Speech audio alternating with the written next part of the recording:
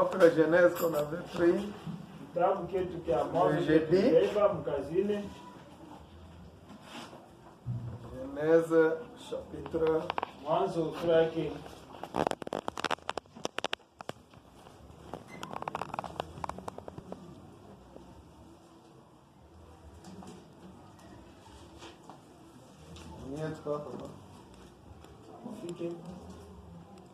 chapitre 11.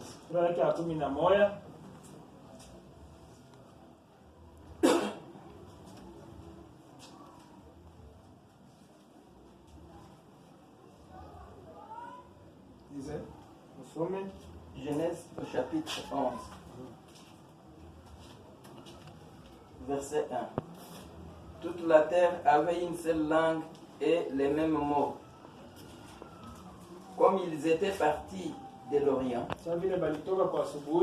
ils trouvèrent une plaine au pays de Shinéar et ils y habitèrent. Ils se dirent l'un à l'autre,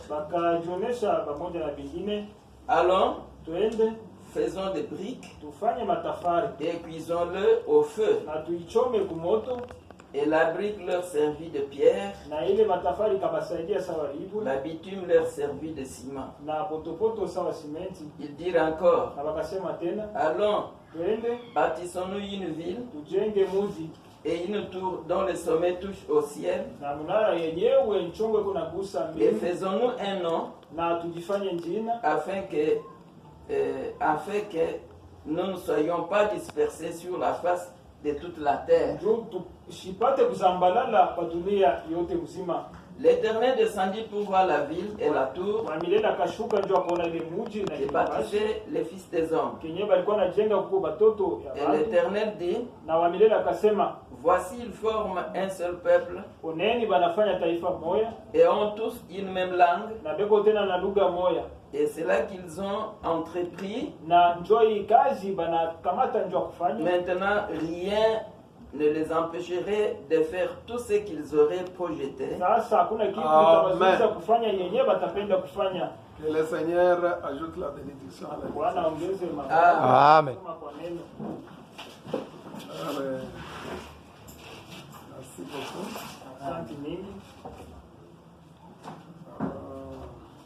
C'était ça le verset du jeudi. Nous nous préparons pour notre fête au mois d'avril.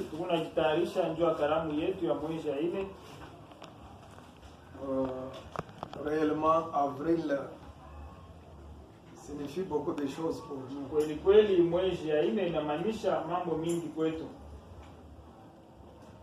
Avril, c'est le mois que Dieu lui-même s'était choisi parmi les 12 mois. J'avais aussi démontré par les enseignements quand on dit le mois de la femme, c'est seulement pour dire. Ils veulent seulement le faire comme des ignorants. Ils me permettent le terme. C'est nous qui avons appris au pied de William Branham. Nous connaissons que le patriarche Jacob, il a eu 12 enfants. 12 garçons. Et chaque enfant est né sous un signe. Ça veut dire que c'était le 12 mois qui se représentent. Parce que chaque mois est sous un signe. Comme je vous ai dit que février était sous le signe des Verseaux. Il y en a qui sont sous le signe des agneaux comme avril. Il y en a qui sont sous les signes de Capricorne, les signes de ceci et de cela. Mais le patriarche avait aussi une fille qu'on a appelée Dina. On ne l'avait jamais compté. Donc quand vous regardez le pectoral, tablette pectorale que Aaron portait. Les tablettes ou pectorales, c'est-à-dire les tablettes qui mbao qui a ma bintu moi vie. Donc vous voyez les généraux là qui ont déjà combattu, ils ont beaucoup de pètes là-bas. Aaron avait une tablette. Il avait quelque chose comme tablette comme ça. Là où il y avait les 12 pierres. Et ce qui représentait quoi? Les signes. Chaque tribu d'Israël. Chaque tribu se retrouvait sur la pectorale. Donc Benjamin pouvait se regarder là-bas. Ruben pouvait se voir là-bas. Issachar pouvait se voir là-bas. Zabilon pouvait se voir là-bas. Les autres. Voyez bien. Donc il n'y a pas un mois là-bas, on avait réservé à Dina. Ou qu'on dise que c'est le mois de la femme. Il n'y en a pas. Ce sont des choses qui n'ont pas vraiment une concordance avec ce que Dieu fait. Ainsi aussi, ce calendrier que nous avons, c'est un calendrier des Romains. Je vous ai dit que le royaume des nations était représenté par la statue de Daniel. Il y a le royaume babylonien. Il y a les Mèdes et les Perses. Il y a les Romains. Et il y a eu aussi d'autres comme ça. Les Grecs. Alexandre. Les grands. Amen. Amen.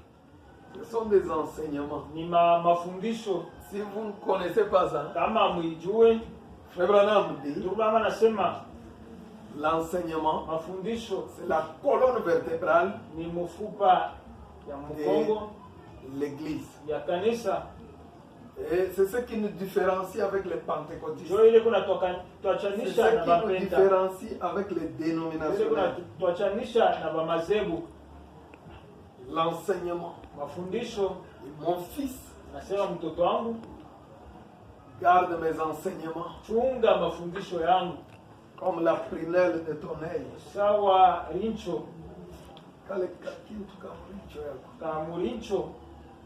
Garde, lis-les à tes doigts. Les enseignements. Les enseignements de Frère Branham. Il nous a dit que le vrai calendrier, ce n'est pas ce calendrier des Romains. Parce qu'à la télévision, quelqu'un disait qu'il y a des gens qui sont nés le 29 février. Et il y a une année où il n'y a pas, où le mois de février n'a que 28 jours. Là, ils ne fêtent pas l'anniversaire. Ils doivent attendre maintenant l'autre année. Quand février aura 29 jours. Là maintenant ils vont fêter. L'année où février n'a pas 29 jours, il va fêter où? Il va fêter quand? C'est selon le calendrier. Ce sont des imperfections du calendrier. Mais les calendriers de Guichet, les calendriers des Juifs, les calendriers corrects, chaque mois a 30 jours. Il n'y a pas de choses de 29 jours, 28 jours, 30 jours, 31 jours. Non, c'est 30 jours. Amen. Amen.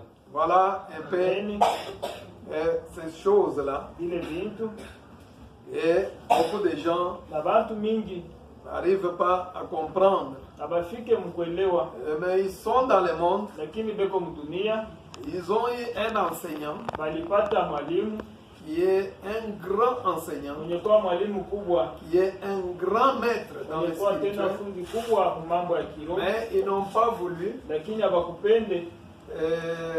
être fidèles au pied de cet enseignant. C'est juste un petit sujet que je vais aborder, mais j'avais aussi parlé par la bouche sans lire sur les mystères de la pyramide. Maintenant là, il y a quand même quelques détails ici. Dans les sons incertains ici. On va nous lire ça. «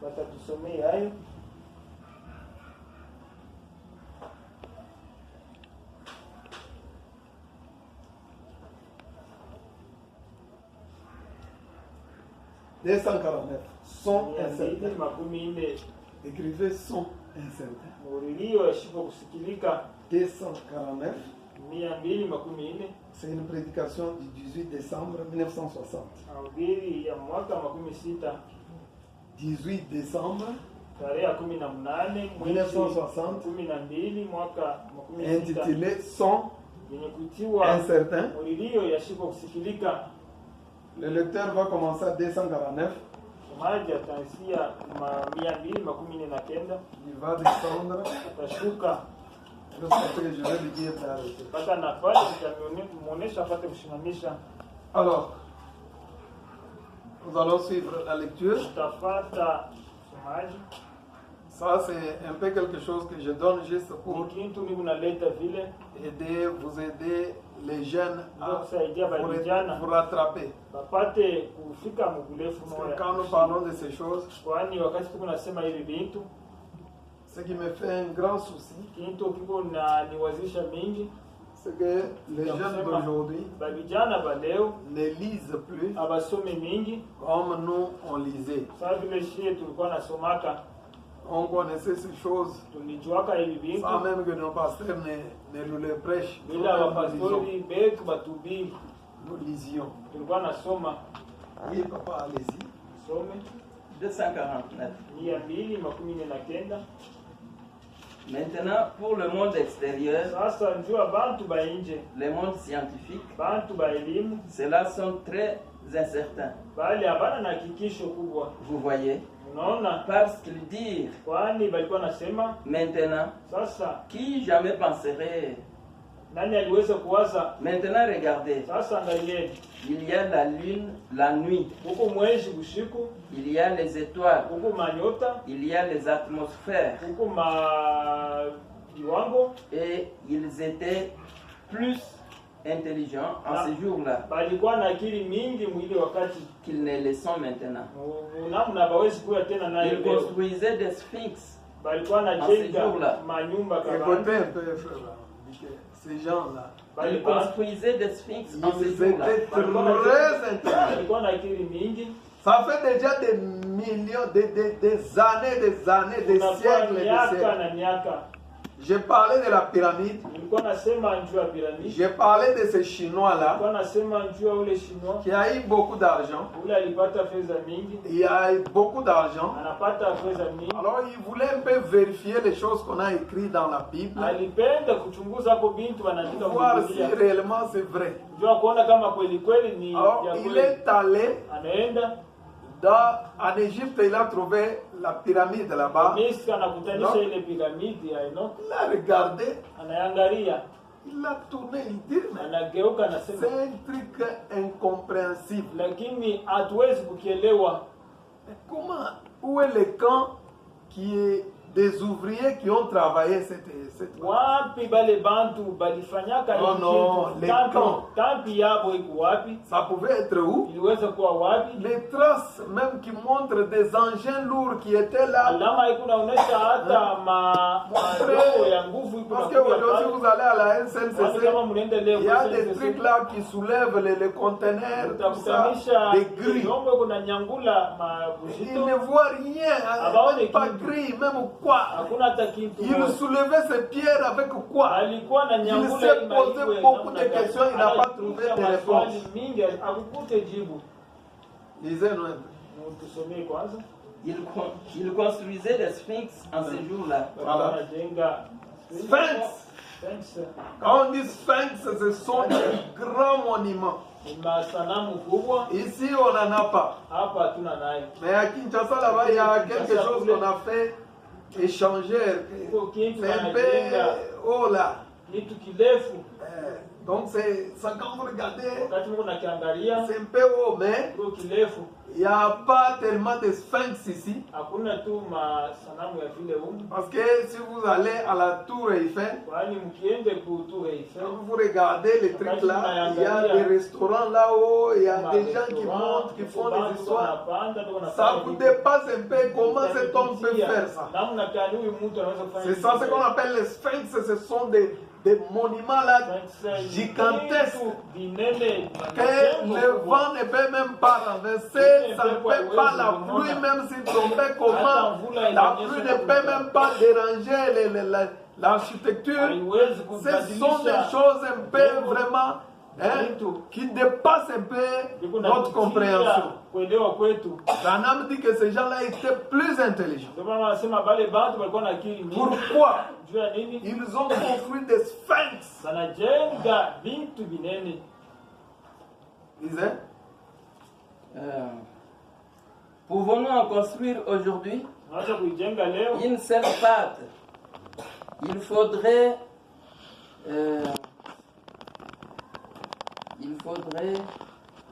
il y a quelque chose qui n'est pas visible. Bon. Oui. Il faudrait soit des bennes pour la mettre là-bas.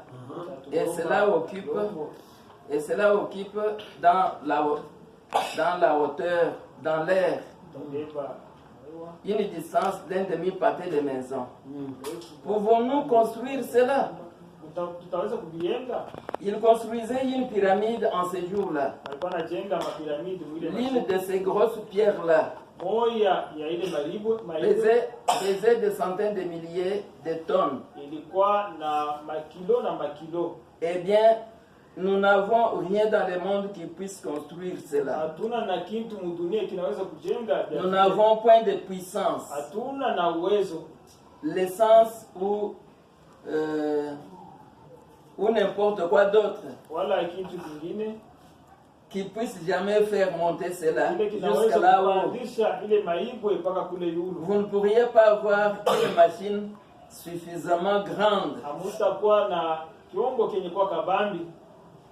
Et c'est tellement parfait qu'il n'y a point de mortier dans cela.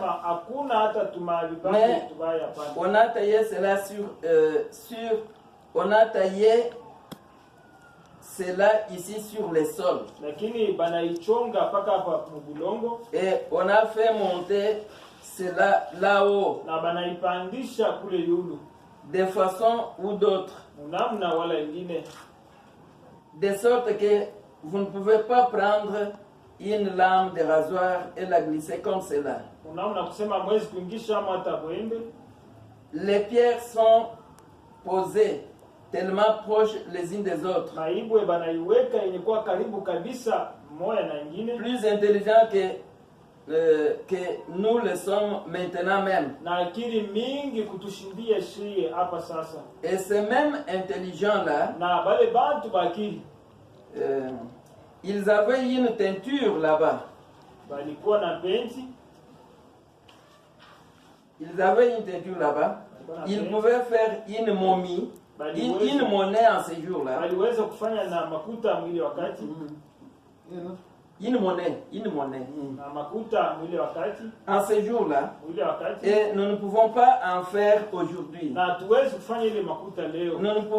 Nous ne pouvons pas faire une monnaie d'un corps humain. Ce n'est pas une momification. C'est momie, non? Ce n'est pas monnaie. Ici, c'est monnaie. Monnaie.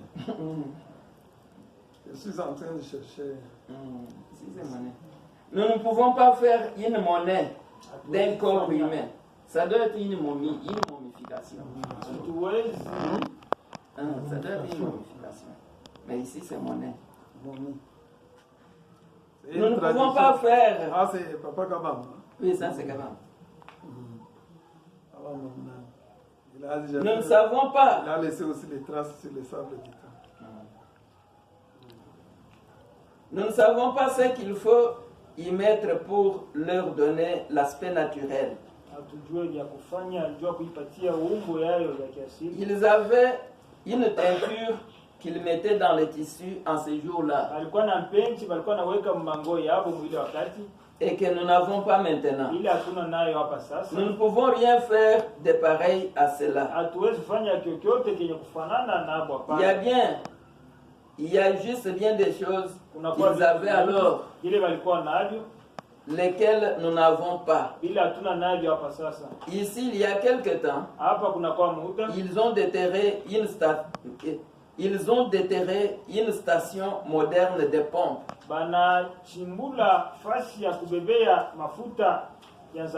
Ici même dans le Mexique, laquelle avait occupé lors du monde antédiluvien, qui avait existé en ce temps. Une station moderne de pompe, de loin plus intelligent que ce que nous sommes aujourd'hui. Est-ce que vous voyez? Comme il en fut dans les jours de Noé, déjà intelligent comme cela, ainsi en sera-t-il à la venue du Fils de l'homme. Une autre génération intelligente. Que ces gens-là étaient intelligents. Une science probablement plus grande, qui pouvait mesurer à quelle distance chaque étoile se trouvait par rapport à l'autre. Et ils étaient tellement intelligents que géographiquement, ils mettaient correctement cette gigantesque pyramide-là. Et elle était tellement centrée sur le sol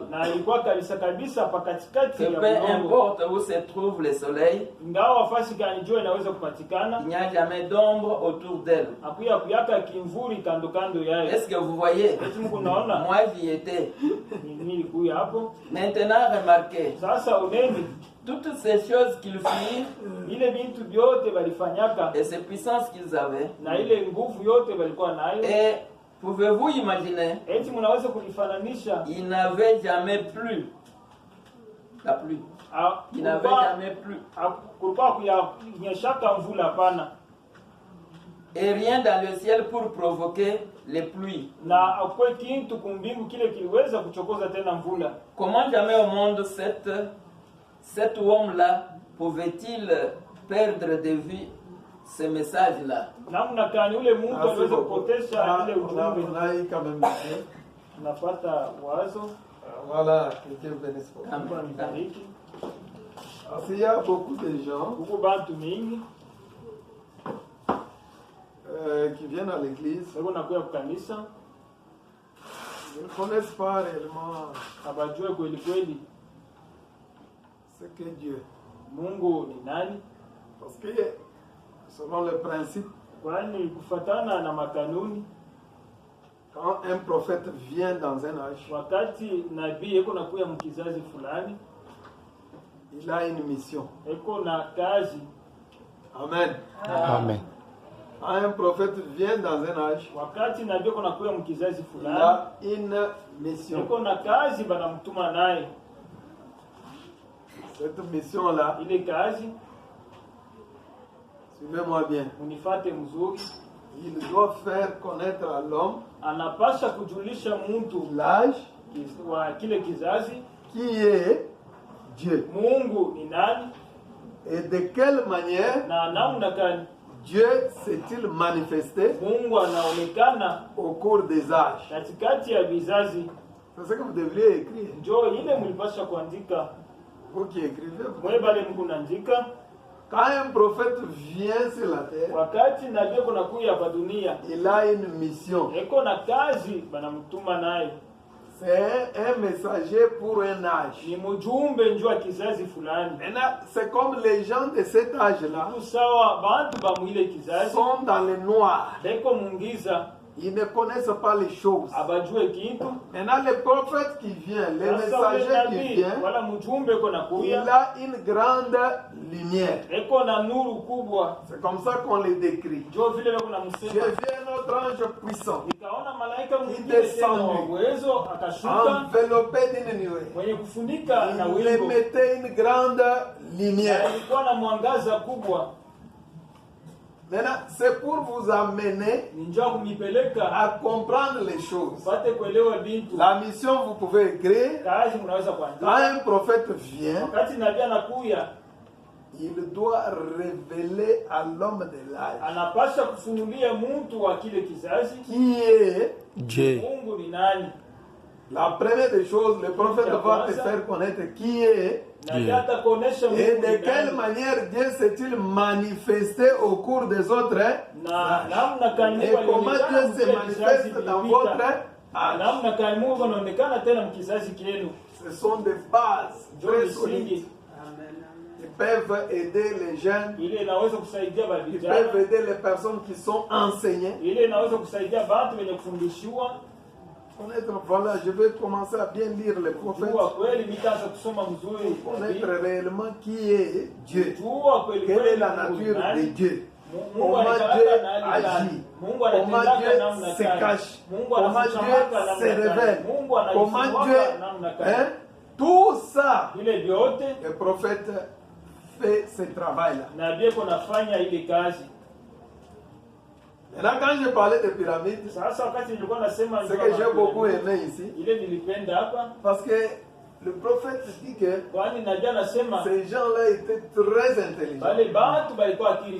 Qu'ils pouvaient même savoir mesurer la distance qui séparait une étoile à une autre. Parce que quand on disait là, les autres dormaient. Alors que ce sont de très bonnes choses. Est-ce que les gens qui savent Thompson, Kukalanga, c'est ce que vous faites? Est-ce que vous pouvez connaître la distance d'une étoile par rapport à l'autre? Unakala tu vinaongera mule se hii nyote iko pale iko.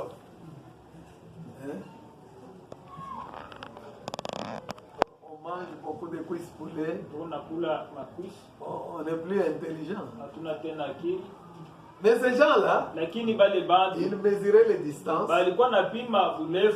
Après, ils savaient maintenant réellement le centre de la terre c'est où. Et ils allaient maintenant placer la pyramide. Imaginez-vous quelque chose comme ça. Maintenant on vous dit amenez ça au centre de la terre. Maintenant au centre de la terre là, même si le soleil va de quel côté, l'ombre ne peut pas apparaître. Comme c'est au centre, le soleil quand il fait comme ça, il n'y a pas d'ombre autour de la pyramide. Même si tu pars là-bas à 16 heures, tu ne vas pas trouver l'ombre. Si tu pars là-bas à 9 heures, quand le soleil est comme ça, tu pars de ce côté ici. Qui connaît pas comme 9 heures, qui n'a pas pointé pour le soleil. Dès que le soleil est à 16 heures, pour 16 heures, qui n'a pas pointé pour le soleil. On n'a qu'à ombre. Ça me donne la foi. Et ça me prouve que Dieu existe. Et quand on dit dans la Bible que la crainte de Dieu, c'est quoi? La crainte de Dieu, c'est quoi? Amen. La crainte de Dieu, c'est quoi?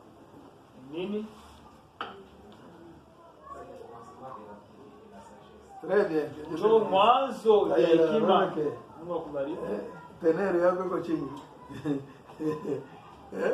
Il faut être près des enseignants.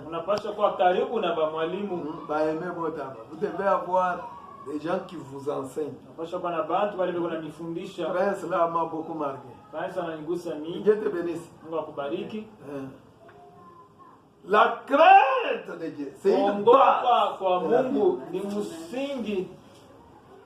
Ça, vous devez connaître. C'est le commencement de la sagesse. Si vous voulez être sage, nous sommes dans un temps où les jeunes se comportent comme n'importe quelle manière. On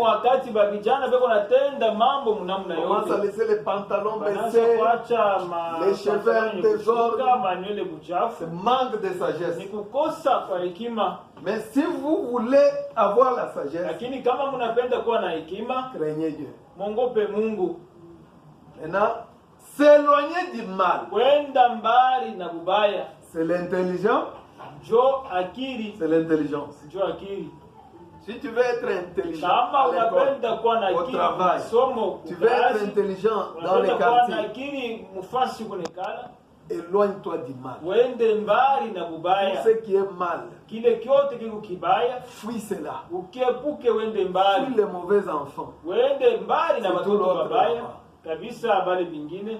Ce qui Neville, tu as beaucoup d'amis païens. Il aime beaucoup se trimballer. Tu peux les rencontrer là. Il a un groupe d'amis des païens qui vont t'amener dans le mal. Et quand tu tombes dans le mal, tu deviens moins intelligent. Moi, je vous ai toujours dit que moi, quand je suis allé faire les examens d'État, je n'avais pas besoin de tricher. On me donne seulement mon stylo, même si vous me fouillez, il n'y a rien. Je vais travailler avec moi.